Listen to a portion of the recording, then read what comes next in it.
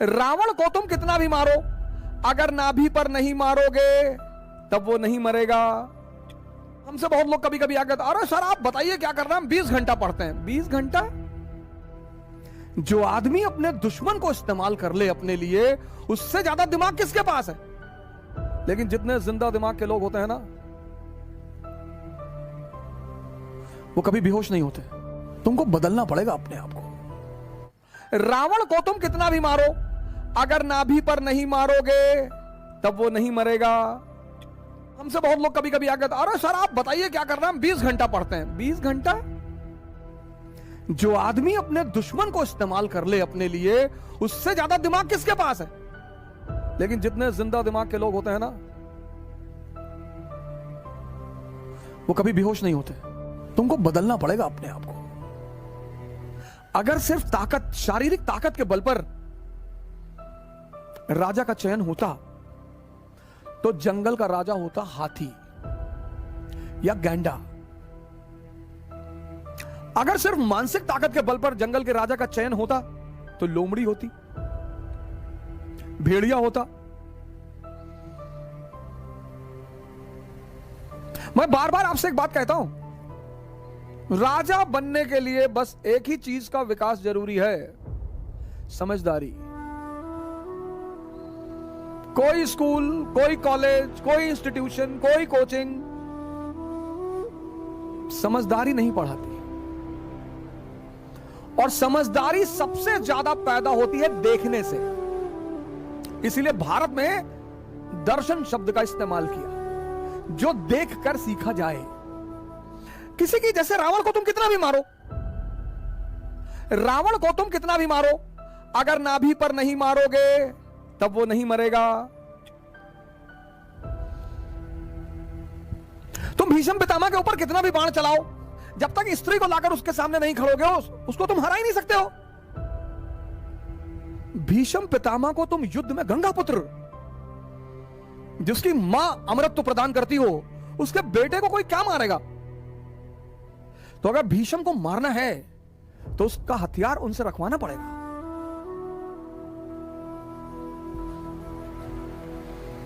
अगर द्रोणाचार्य को मारना है तो उनका हथियार उनसे रखवाना पड़ेगा। बहुत बड़े तोपखान बनने की जरूरत नहीं होती है। जैसे हमसे बहुत लोग कभी कभी आकर, अरे सर आप बताइए क्या करना है, हम 20 घंटा पढ़ते हैं। 20 घंटा? अच्छा 20 घंटा पढ़ते हो।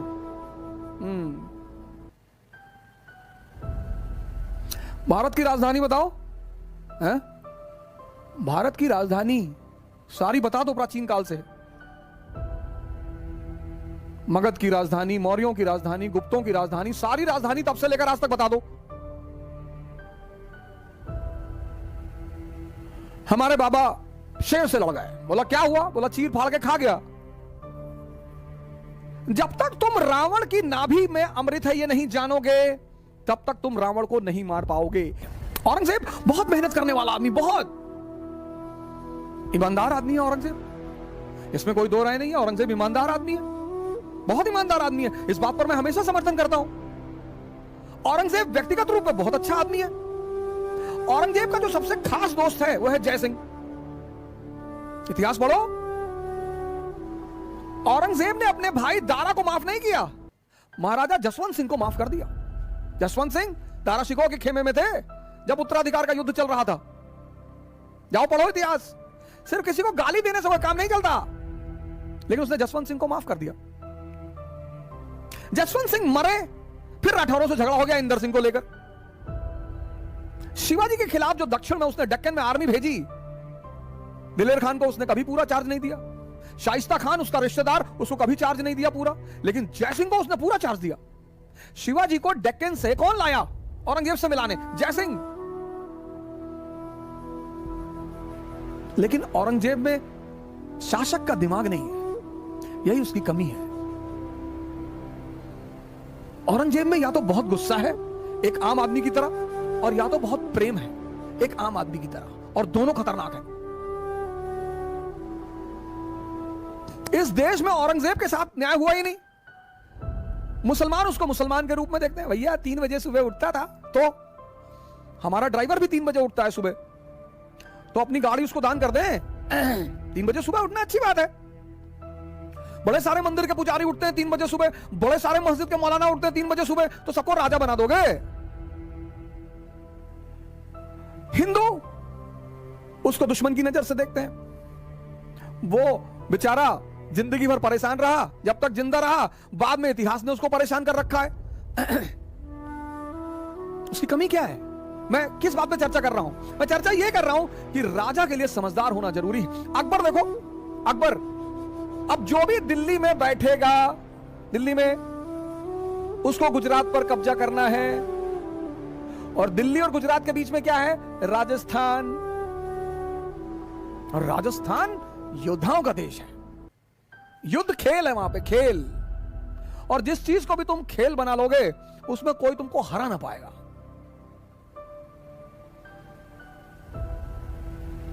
तभी तो कहता हूं ध्यान को खेल बना लो। जो भी करो, जो भी ध्यान में करो।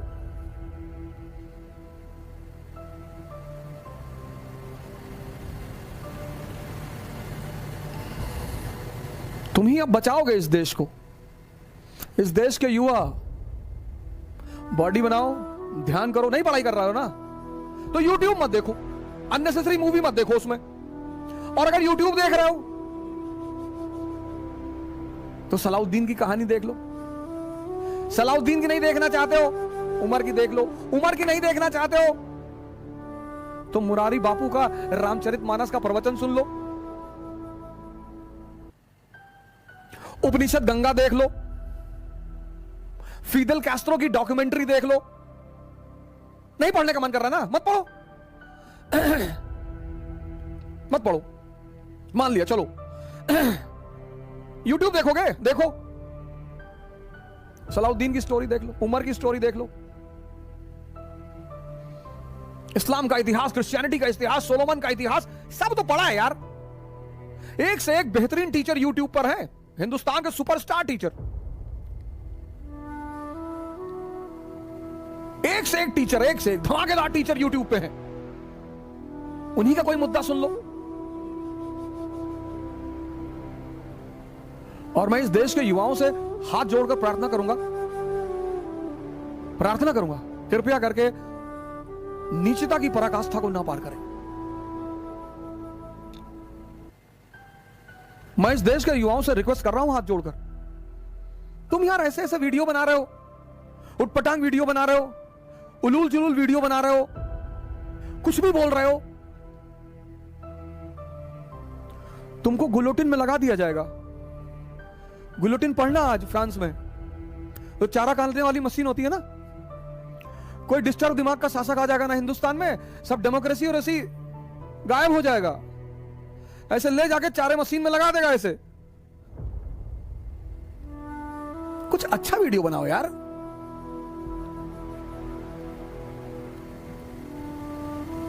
चलो 50 व्यू है, लेकिन तुमको तो संतुष्टि है। मैं तो हर उस व्यक्ति को नमन करता हूं जो YouTube पर कुछ जानकारी डालते हैं। मैं तो खुद बहुत सारे टीचरों के YouTube के वीडियो सुनता हूं। इतनी नॉलेजेबल बातें वो बताते हैं, इतनी अच्छी अच्छी चीजें वो बताते हैं।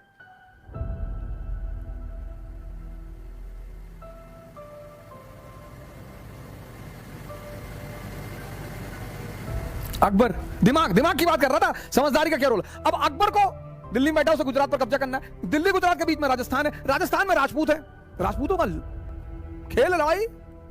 आओ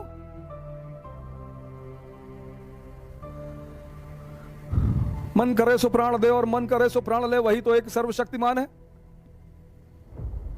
जीत की हवस नहीं किसी से, किसी पे कोई वश नहीं।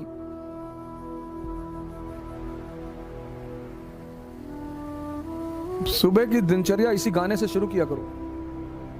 आरंभ है प्रचंड। दिन भर तुम्हारा टेम्परेचर 115 के आसपास रहेगा। घबराना मत, चेकअप कराने की कोई जरूरत नहीं है कि डेंगू हो गया है, जो है कोरोना हो। तुम कोरोना को हो जाओगे।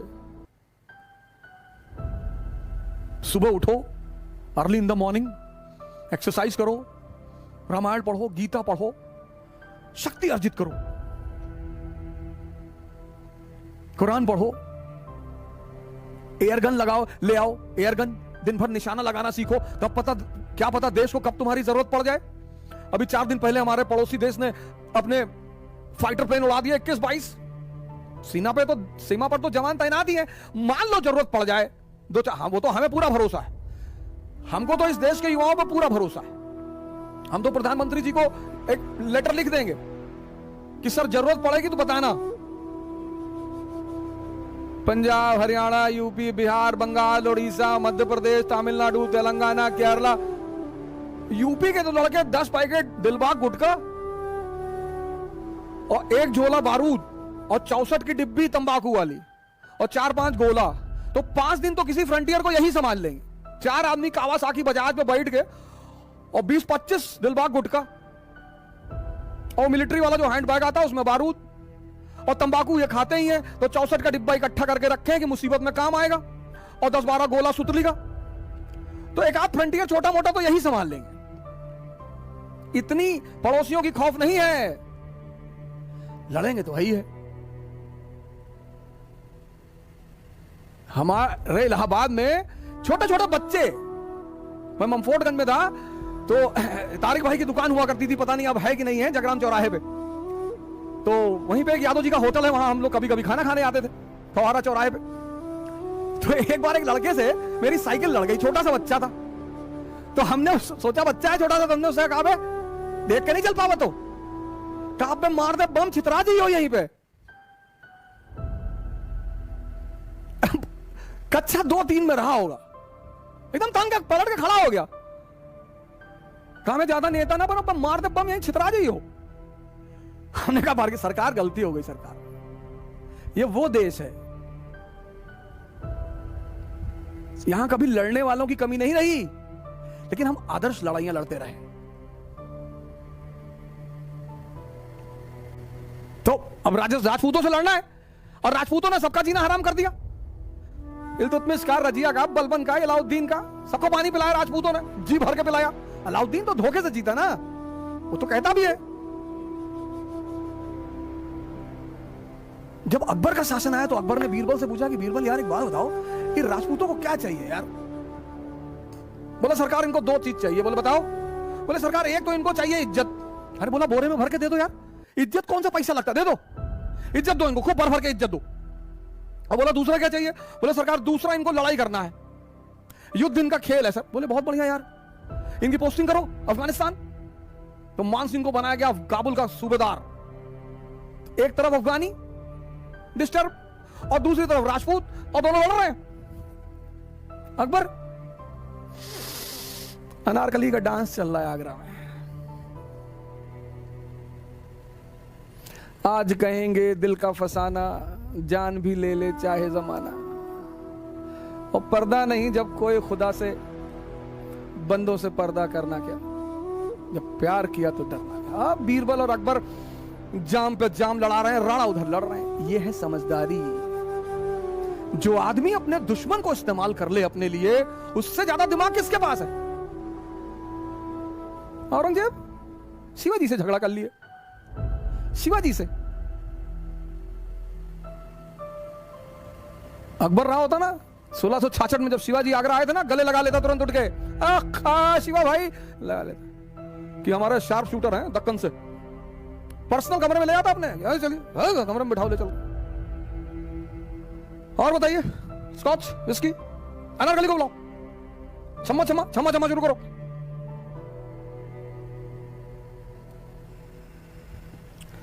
जो खेलना जानते हैं ना, उनका सम्मान करना पड़ता है। निकम्मे तो चाटुकार होते ही हैं, जो खेलना जानते हैं, खेलना। इसीलिए तो तुमसे डेली आकर यही कहता हूं, खेलना सीख लो, मानसिक ताकत बढ़ा लो, शारीरिक ताकत बढ़ा लो। शराब मत पियो, नशा मत करो।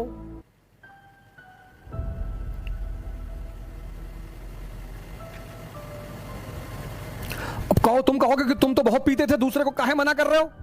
इसीलिए कर रहे हैं कि जब हमको कुछ नहीं मिला तो तुमको भी नहीं मिलेगा।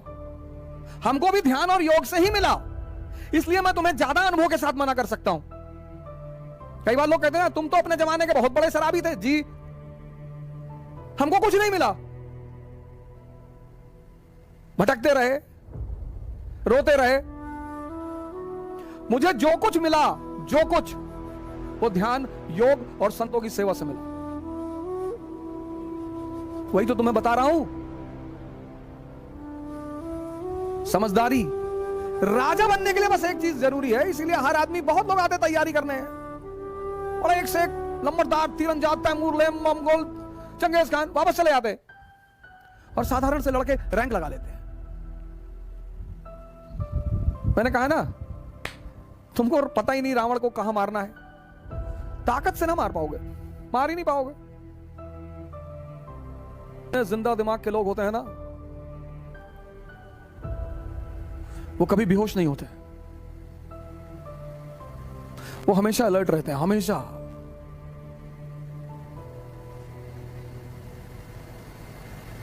हमेशा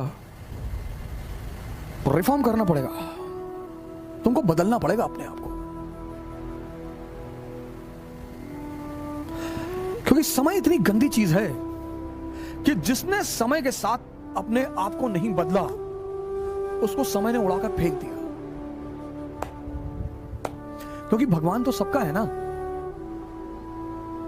बहुत से लड़के हैं जो नास्तिक हैं, वो आईएएस का सिलेक्शन होता है उनमें, उनका वो राजा बनते हैं, कैपिटलिस्ट बनते हैं, इंडस्ट्रियलिस्ट बनते हैं। तो ये जो लोग मंदिर जाते हैं, डेली मस्जिद जाते हैं, इनको बड़ी टेंशन होती है कि ये भला ये आदमी जो है, जैसे बड़े सारे मेरे मित्र कहते तारिक फतेह, क्या नहीं नहीं, तारिक फतेह तो कयामत के बाद भी दोजख में रहेगा। तारिक फतेह रहे चाहे ना रहे, तुम तो पहले से हो, वो तो बाद में रहेगा, तो बाद में जाएगा दोजख में। सुनो सुनो, कह क्या रहा है, धोती पहनने से कोई आदमी देहाती नहीं होता, और जीन्स पहनने से हर आदमी माइकल जैक्सन नहीं हो जाता। पहले समझो, जानो, फिर छटको या कूदो। छटको is a typical Awadhi word, हमारे पूर्वांचल में बहुत छटक रहा है। छटको मत, सुनो, समझो, जानो, पढ़ो मत, समझो, लड़ो मत, पर लड़ाई की तैयारी करो। जुनून पालो, जुनून, नशा मत करो, कोई फायदा नहीं, कुछ ना मिलेगा, मेरा अनुभव रहा है। जुनून, जुनून, देश पे कब्जा कर लेंगे, दुनिया पे कब्जा कर लेंगे।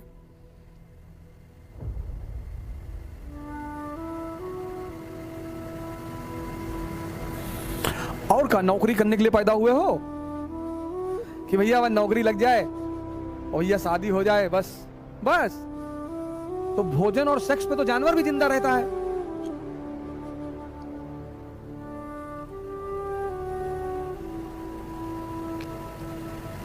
लड़ो मत, लड़ाई की तैयारी करो,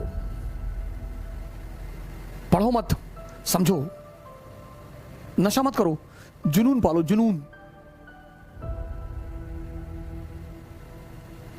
सेवा करो, शक्ति पैदा करो और सेवा करो, और एक आओ मिलकर एक नए भारत का निर्माण करें।